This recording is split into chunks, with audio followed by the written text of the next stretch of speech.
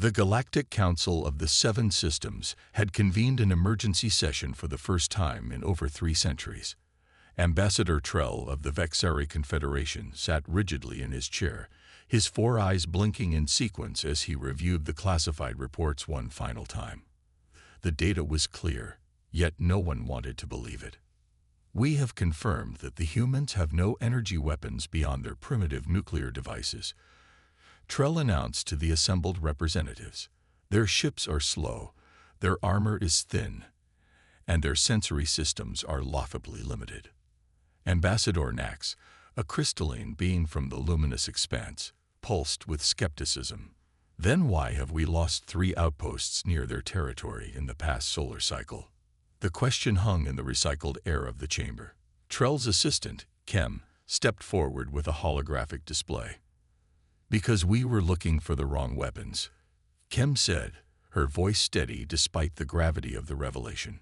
"We scanned for energy signatures, for advanced propulsion systems, for quantum entanglement communication. We found none of these, but what we missed was far more dangerous." The hologram shifted to display a human, an unremarkable bipedal creature with minimal natural defenses.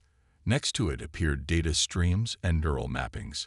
"Humans don't build superweapons," Trell continued. "They are the superweapons." The council chamber erupted in disbelief. The Dren representative, a being of living metal, slammed his appendage on the table. "Impossible. They're fragile, short-lived, and technologically inferior." "That's precisely why we missed it," Kem replied. "Our surveillance focused on their technology, not their biology, not their minds." Trell activated a second hologram showing the neural activity of various sentient species. The human pattern was chaotic, unpredictable, spikes of activity where there should be none. While we evolved toward stability and efficiency, humans developed along a different path. Their brains formed under constant threat, forcing them to imagine dangers that didn't exist yet. They call it creativity. We call it an evolutionary aberration. Ambassador Drell of the Hive Consensus chittered nervously. What threat could this possibly pose to advanced civilizations? Trell's upper eyes closed, a gesture of grave concern among his kind. They can conceptualize solutions that should not exist. Their officers can make decisions that defy all logical analysis. They improvise constantly. But they have clear limitations, Drell countered. They require oxygen, specific temperature ranges, regular sustenance, which they overcome through sheer adaptability, Kem interrupted. When their technology fails, they rebuild it with whatever materials are available. When their plans fail, they create new ones instantly. The council members grew still as the implications became clear. The outposts weren't destroyed by advanced weapons, Trell concluded.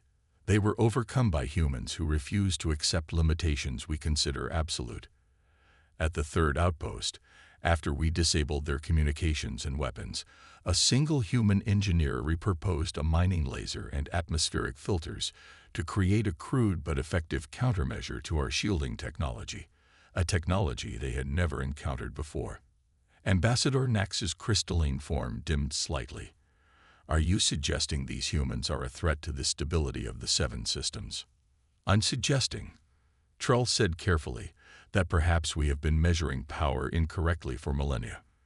Perhaps the most dangerous weapon in the galaxy isn't a doomsday device or a fleet of warships, but a species that evolved to overcome the impossible as a matter of daily survival." The chamber fell silent as the council confronted an uncomfortable truth.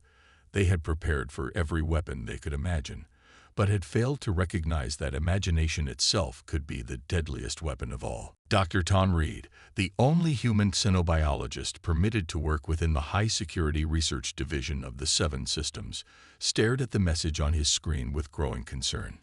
His Vexari colleague, Kem, had secretly forwarded him the transcript of the emergency council meeting. "They think we're weapons," he muttered, running a hand through his graying hair. In the adjacent laboratory, Reed's research partner, Mike Wilson, was dissecting a failed propulsion component. Without looking up, he asked, "Who thinks what now?" "The Galactic Council. They've classified humans as biological superweapons. Reed laughed, but there was no humor in it. Apparently, our brains are terrifying. Mike finally glanced up, his hand still buried in the tangle of alien technology. Well, that's a new one. Usually, they just think we're primitive. Reed paced the length of the lab, his mind racing. Don't you see what this means? The trade restrictions, the limited technology sharing, the constant observation of our colonies. It wasn't protective custody, it was containment. On the other side of the galaxy, Admiral Jane Foster of the United Earth Defense Force was receiving similar information through different channels. Her intelligence officer, Lieutenant Gray, had intercepted communications between 7 systems military vessels. They're increasing patrols along all borders with human territories, Gray reported, and their scientific vessels are scanning our outposts with unprecedented frequency. Foster's weathered face betrayed no emotion as she processed this information. 20 years of military service had taught her to analyze before reacting. "Show me the scan patterns," she ordered. The tactical display revealed concentrated scanning efforts around human settlements, particularly those housing research facilities and educational institutions. They're not looking for weapons, Foster realized. They're looking for ideas. Back in the research lab, Reed was coming to the same conclusion. "Mike, remember the Dren physicist who visited last month? The one who was fascinated by your jury-rigged cooling system?" Mike nodded, finally setting down his tools. He asked more questions about how I came up with the idea than how it actually worked. "Because to them, our thought process is more alien than any technology," Reed said. "We make intuitive leaps they find incomprehensible." The realization was spreading across human space. On the mining colony of Proxima B, veteran foreman Bill Parker was reviewing new restrictions on mineral exports. "They've banned raw materials now," he told his team during their shift briefing. "Not just the processed stuff. Says here it's to prevent dual-use applications unforeseen by regulatory frameworks." Parker's assistant, Lisa Chen, translated. "They're afraid we'll make something unexpected out of it." Parker snorted, "Like the time we rebuilt the atmospheric processors using parts from the sanitation system. That's not a weapon. That's just not wanting to suffocate." But across the conference table, the colony's engineer, Alex Taylor, saw the pattern. "It's not about what we've built. It's about what they can't predict we might build." As humans throughout the 7 systems began to understand their new classification, reactions varied. Some were amused, others concerned. Many, like Admiral Foster, were preparing contingencies. "If they see us as weapons," she told her staff, "then they might decide we need to be neutralized. Prepare evacuation protocols for all outer colonies." In the research lab, Reed reached a different conclusion. "We need to show them that creativity isn't inherently destructive." Mike looked skeptical. "How do you convince an entire galactic civilization that imagination isn't a threat?" Reed stared at the message again. "By doing what humans do best. Something unexpected." The Galactic Council's classification of humans as biological superweapons triggered a cascade of events that no predictive algorithm could have anticipated. Within 3 standard months, preventive security measures had been implemented across all 7 systems. On the diplomatic space station Nexus Prime, Ambassador Trell watched the latest intelligence reports with growing alarm. Human activity had increased dramatically since the classification, but not in the ways the Council had predicted. "They're collaborating," he told the emergency session. "Not arming themselves, not fortifying their positions. They're reaching out to every species in the outer systems." Ambassador Nax's crystalline form pulsed with confusion. "To form alliances against us." "No," Kem interjected, studying the data streams. "They're sharing information. Human engineers are helping the Tellurian mining guilds improve their extraction methods.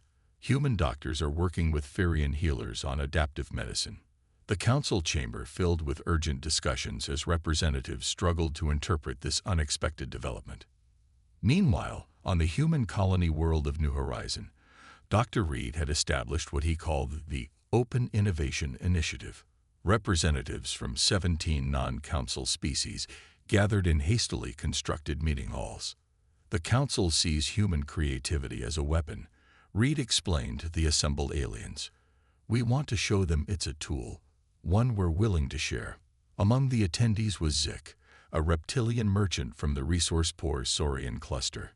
Our agricultural systems fail constantly, he said. Our people are starving while the council denies us advanced farming technology, claiming we're not developmentally prepared. Mike Wilson, who had grown up on a farm before becoming an engineer, stepped forward. We don't need their advanced tech.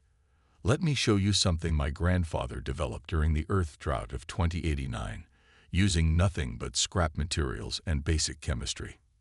Across the galaxy, similar scenes played out. Humans demonstrated their gift for improvisation, not through weapons, but through solutions to problems the Council had deemed unsolvable without centuries of technological development. Admiral Foster watched these developments with strategic interest. They're creating a buffer zone, she told Lieutenant Gray. Not of military assets, but of grateful civilizations. Gray nodded, studying the holographic map. The Council can't act against us without affecting all these newly allied systems. Precisely, Foster said. It's not a military strategy as they understand it. It's a human one. But the Council saw only growing chaos. The carefully managed technological development of the 7 systems, designed to prevent catastrophic misuse of advanced science, was being undermined by human ingenuity. These simple solutions could have unforeseen consequences. Drell warned. What happens when the Saurians apply human agricultural techniques to their moon colonies? Their moons orbit dangerously close to their planets. A single miscalculation could cause orbital decay. Trell's 4 eyes blinked in distress. Our models indicate a 43% increase in unpredicted technological applications across 17 systems. The potential for disaster is incalculable. The Dren representative's metallic form vibrated with anxiety. The humans don't understand the delicate balance we've maintained for millennia. Their solutions ignore long-term consequences our scientists have spent generations calculating. Perhaps, said a new voice. All eyes turned to Ambassador Lorne of the ancient archivists, who rarely spoke at council meetings. Or perhaps our calculations have become too rigid, too fearful of change. The disaster we fear, Lorne continued, may not be what humans will do to the galaxy, but what the galaxy will become with human influence, something we cannot control, cannot predict, and therefore cannot manipulate to our advantage. The chamber fell silent as the true source of the Council's fear became clear. It wasn't human creativity that terrified them. It was the loss of certainty, of the comfortable patterns established over thousands of years of careful management. We have 2 choices, Trell finally said. Contain this human contagion of chaos, or learn to adapt to a galaxy where not everything can be predicted. As the Council debated, unaware of the human diplomatic efforts already underway, the potential for true disaster grew not from human creativity, but from the Council's potential response to it. 6 standard months after humans had been classified as biological superweapons, the galaxy teetered on the edge of transformation. The Galactic Council had split into factions, those who advocated for immediate containment of human influence, and those who saw potential in controlled collaboration.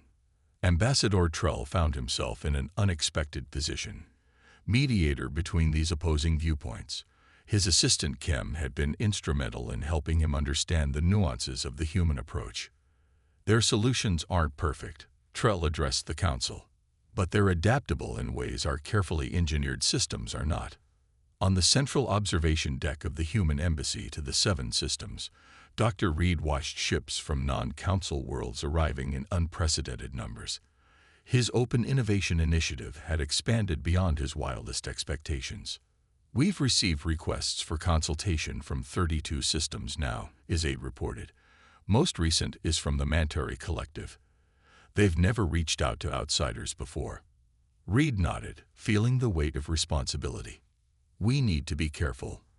The Council isn't wrong about everything. Some technologies need careful implementation. Mike approached with a troubled expression. Tom, we have a problem. Some of our improvised solutions are being implemented too quickly without proper testing.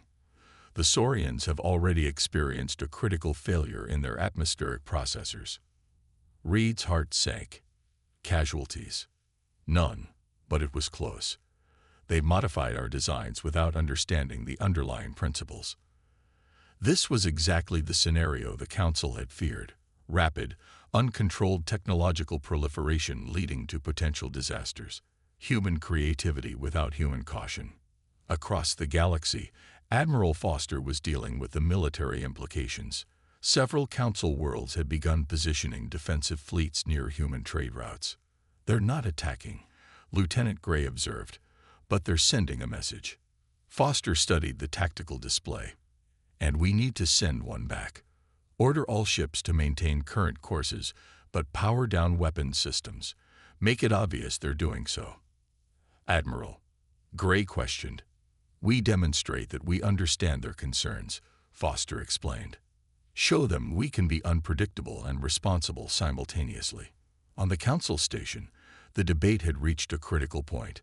Ambassador Drell of the Hive Consensus had proposed a resolution to quarantine all human worlds until proper controls could be established. We acknowledge their unique abilities, Drell argued, but these abilities must be harnessed safely, with appropriate oversight. Ambassador Nax countered. And who determines what is appropriate? The same council that has maintained technological disparities between worlds for millennia. The ancient Ambassador Lorne spoke again, his voice carrying the weight of his species' long memory.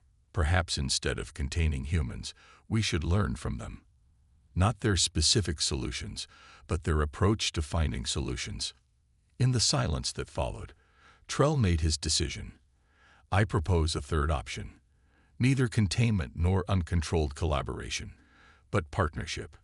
A joint council human innovation authority, with representatives from non-council worlds as well. The proposal sent ripples through the council chamber. It was unprecedented. The council had never shared authority with non-member species. Meanwhile, Dr. Reed had reached a similar conclusion. We need to establish protocols, he told his team. Not to restrict innovation, but to ensure it's implemented responsibly. As these parallel initiatives developed, the galaxy held its breath. Some worlds embraced human unpredictability. Others feared it. Trade patterns shifted, alliances reformed, and centuries of stagnant stability gave way to dynamic uncertainty. On the human colony of New Horizon, Bill Parker and his mining team were hosting visitors from 6 different species, all eager to learn human adaptation techniques. The trick isn't having the perfect solution, Parker explained to them. It's being comfortable with imperfection while you work towards something better. One of the visitors, a silicon-based being named Kren, struggled with the concept. But how do you plan for success without certainty? Parker laughed. That's the human secret, friend.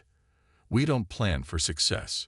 We plan for failure, then adapt until we succeed. One standard year after the classification of humans as biological superweapons, representatives from 117 worlds gathered on the neutral space station Harmony. What had begun as a crisis had evolved into the largest multi-species collaborative event in galactic history. The newly formed Galactic Innovation Council, with members from both the original 7 systems and previously marginalized worlds, convened its inaugural session. At its heart was a principle that had come to be known as the human approach: controlled creativity with responsible implementation. Ambassador Trell, who now co-chaired the council alongside Dr. Reed, addressed the assembled delegates. A year ago, we faced what we believed was an existential threat: the unpredictable nature of human problem-solving. Today, we recognize that same quality as perhaps the greatest asset our galaxy possesses. In the audience, Admiral Foster sat beside Lieutenant Gray, both now serving as military advisors to the Council. Did you ever think we'd end up here? Gray whispered. Foster shook her head slightly. Never. I was preparing for war, not collaboration. Across the chamber, Mike Wilson and a team of engineers from 20 different species were demonstrating a new adaptive technology platform, one that combined human intuitive design with the careful precision of drone manufacturing and the sustainable principles of archivist science. The platform allows for rapid prototyping, Mike explained, but includes multiple safety protocols and ethics checkpoints before implementation.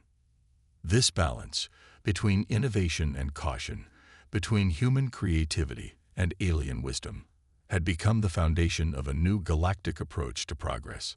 On the mining colony of Proxima B, Bill Parker watched the proceedings via holographic transmission. His simple explanations of human adaptive thinking had made him an unlikely celebrity across multiple systems. "Still can't believe they were scared of us," he told Lisa Chen. "We were just trying to survive out here." "That's exactly what frightened them," she replied.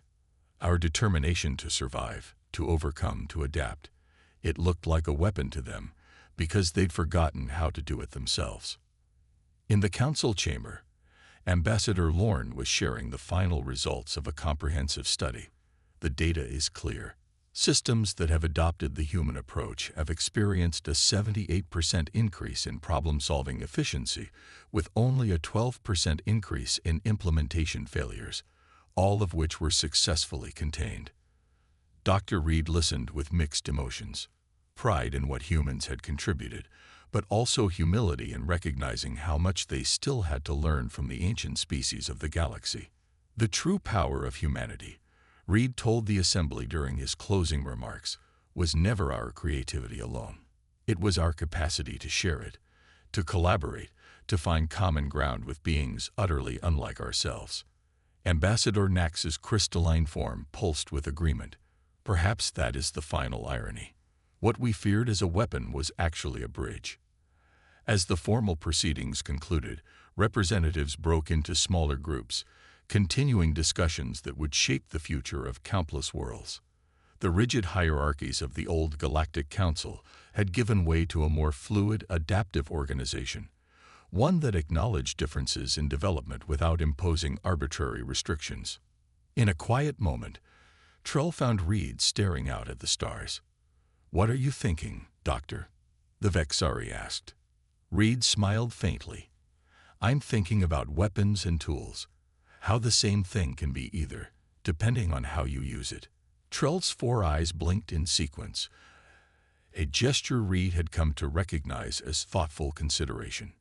"Your species was classified as a weapon because we did not understand your purpose.